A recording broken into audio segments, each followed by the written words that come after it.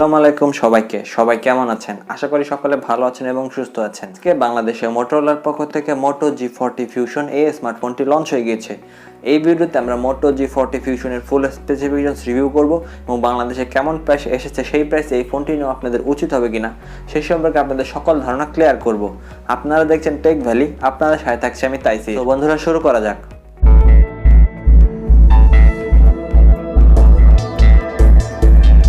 মূল ভিডিওটি শুরু করার আগে আপনারা যদি আমাদের চ্যানেল নতুন হয়ে থাকেন তবে এখনই সাবস্ক্রাইব করে নিন এবং পাশে থাকা বেল আইকনটি বাজিয়ে অল করে দিন। এতে করে আমাদের চ্যানেলের সকল নোটিফিকেশন আপনাদের মোবাইলে পৌঁছে যাবে। মোটো G40 Fusionএর প্রাইসটা বলার আগে আজকে দুইটা ফোন লঞ্চ হওয়ার কথা ছিল, মোটো G40 Fusion এবং মোটো G60। সো এখনও পর্যন্ত মোটো G60 কোনো প্রাইসিং বলা হয় নাই। মোটো G60 প্রাইসিং যখন রিভিল হবে তখন ওইটারও আমরা একটা রিভিউ আপনাদের সামনে তুলে ধরবো। মোটো G40 Fusionএর একটি মাত্র ভেরিয়েন্ট লঞ্চ হয়েছে 4GB RAM 64GB ROM-এর, প্রাইস রাখা হয়েছে 21,000 টাকা এবং এটি শুধুমাত্র একটা অনলাইন ভিত্তিক প্ল্যাটফর্ম Qualcomm-এ পাওয়া যাবে, আর কোথাও বর্তমানে এটি পাওয়া যাচ্ছে না। বক্সটি খুলে আপনারা প্রথমে পেয়ে যাবেন ডিভাইসটির সাথে আছে খুব ভালো মানের টিপু কেস, একটি 20 ওয়াটের টার্বো চার্জিং ব্রিক, একটি type C data cable, SIM ejector pin এবং কিছু ডকুমেন্টেশন। ডিজাইন এবং বিল কোয়ালিটি, ফোনটি 220 থেকে 222 গ্রামের মতো ওজন এবং 9.8 মিলিমিটারের মতো থিকনেস, সো খুবই চড়া এবং মোটা এবং ভারী ফোন বলা যায়। ফ্রন্টে থাকছে Corning glass three protection, body ফ্রেমটা প্লাস্টিকের, রেয়ারও প্লাস্টিক ব্যবহার করা হয়েছে। সো বিল্ডের ব্যাপারে টল ফোন, ভারী ফোন এই জায়গায় কোনো কথা নাই। সো যারা হ্যান্ডি ফোন ইউজ করে অভ্যস্ত বা কম ওজনের ফোন চান তাদের জন্য অবশ্যই এই ফোনটি নয়। আর ডিজাইনের কথা বলতে গেলে রেয়ারে গ্লসি ফিনিশের সাথে আসছে, এক পাশে 3টা ক্যামেরা থাকছে এবং রেয়ারে ফিঙ্গারপ্রিন্ট সেন্সর থাকছে। এই জায়গায় আমি কিছুটা হতাশ, এরকম বাজেটের একটা ফোনে অবশ্যই সাইড মাউন্টেড ফিঙ্গারপ্রিন্ট সেন্সর থাকা উচিত ছিল।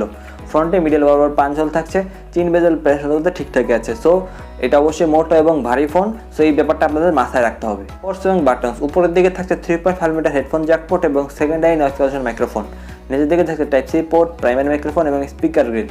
বাম পাশে থাকছে সিম ট্রে, যেখানে হাইব্রিড সিম স্লট থাকছে, অর্থাৎ হয় দুটি সিম অথবা একটি সিম একটি মেমোরি কার্ড একসাথে ব্যবহার করতে পারবেন।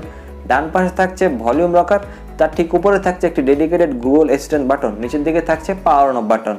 ডিসপ্লে সেকশন, ডিসপ্লেতে ব্যবহার করা হচ্ছে 6.8 ইঞ্চির একটি IPS LCD প্যানেল, ফুল HD প্লাস রেজলিউশন 1080p, ডিসপ্লের PPI 396, পিক ব্রাইটনেস 450 নিটস। সবচেয়ে ভালো ব্যাপার, এতে ব্যবহার করা হচ্ছে 120 হার্জের রিফ্রেশ রেট, বাট টাচ সাবমিনেট নিয়ে কোনো কিছু বলা হয়নি। সো আমি ধরে নিচ্ছি এতে 180 হার্জের টাচ সাবমিনেট ব্যবহার করা হয়েছে, বাট এটা অফিসিয়াল কোনো কনফার্মেশন আমি এখনো পাইনি। এছাড়াও ডিসপ্লেতে HDR10 এর সাপোর্ট থাকছে। সো 21,000 টাকা বাজেটে 120 হার্জের refresh rate plus full HD plus রেজলিউশনের ডিসপ্লে রিসেন্টলি আছে। প্রাইস অনুপাতে অন্তত ডিসপ্লে সেকশনে বলবো। প্ল্যাটফর্ম সেকশন, আউট বক্স থাকছে Android 11 এবং স্টক UI মোটরোলার পক্ষ থেকে। এটা অবশ্যই অনেক একটা ভালো ব্যাপার। ইউজার এক্সপিরিয়েন্স আপনার এই ফোনটির সাথে অনেক বেটার হতে চলেছে, কোনো অ্যাড থাকবে না, কোনো ব্লোটার থাকবে না। সো এই জায়গায় মোটরোলাকে একটা থামস আপ দিতেই হয়। সেকশন, এই জায়গাতে খুব ভালো রকম চমক থাকছে, এতে ব্যবহার করা হচ্ছে Qualcomm Snapdragon 732G, একটি 8 ন্যানোমিটার ফিনফিন টেকনোলজির একটি প্রসেসর।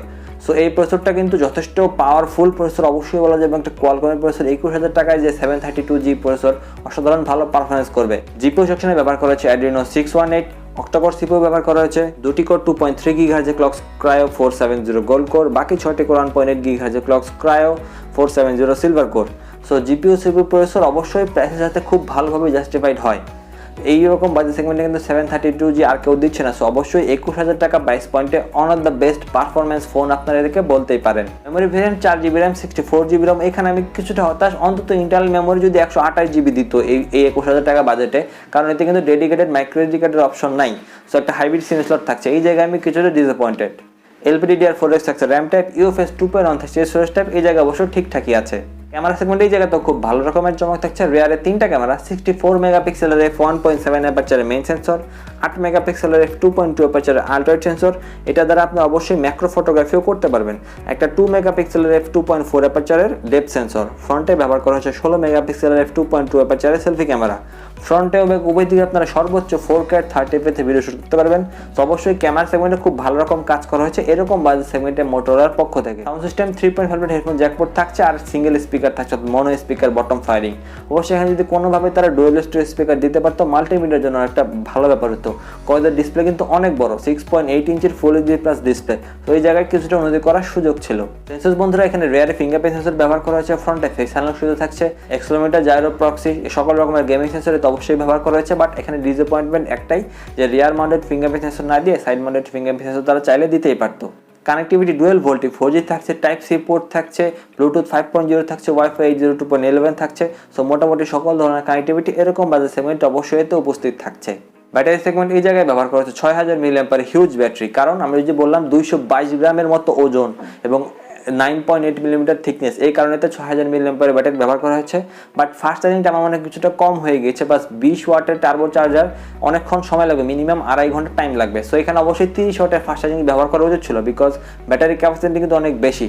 বাট তারপরে একবার যদি ফুল চার্জ করেন অনায়াসে 1.5 দিনের উপর অবশ্যই মিডিয়াম লেভেলের ইউজও যদি করেন অবশ্যই এটা ব্যাটারি ব্যাকআপ পেয়ে যাবেন। বন্ধুরা বলে স্পেসিফিকেশন যদি আমার বলেন 21000 টাকা বাজেট পয়েন্টে আপনাকে কি প্লাস পয়েন্ট পাচ্ছেন। 732 যে প্রসেসর, এটা অবশ্যই অনেক বড় একটা হাইলাইট, এবং 64 মেগাপিক্সেলের রেয়ার ক্যামেরা, এটা অবশ্যই একটা ভালো ব্যাপার, এবং একটা ক্লিন ইউআই, এই তিনটে জিনিস তো অন অফ দ্য বেস্ট। আর ব্যাটারি প্লাস মাইনাস দুইটাই বলতে পারেন, অনেক বেশি ব্যাটারি বাট চার্জিংটা অনেক বেশি স্লো।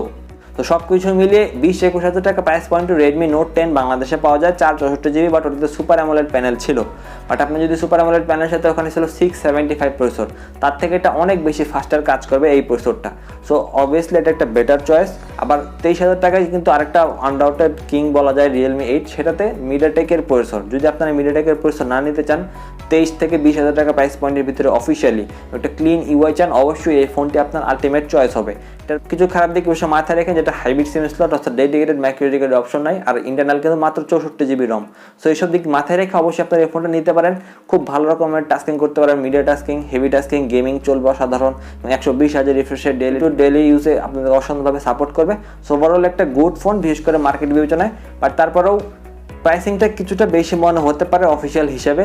এটাতে যদি 21000 টাকায় অন্তত 664GB র্যাম রম ভেরিয়েন্ট বা এরকম কিছু 4/128GB করতে পারতো, অসাধারণ একটি বাজেট ফ্রেন্ডলি ডিভাইস হতে পারতো। বাট তারপরেও যা কিছু দিয়েছে প্রাইস অনুপাতে ঠিকঠাকই আছে। শুধুমাত্র কিউ কমে এটা পাওয়া যাবে, আমার মনে হয় এটা আসলে Motorola এরকম কিছু না করে উচিত।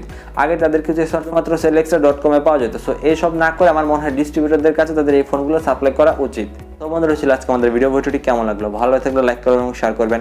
পরবর্তী ভিডিও দেখা বন্ধু সবাইকে আল্লাহ হাফেজ।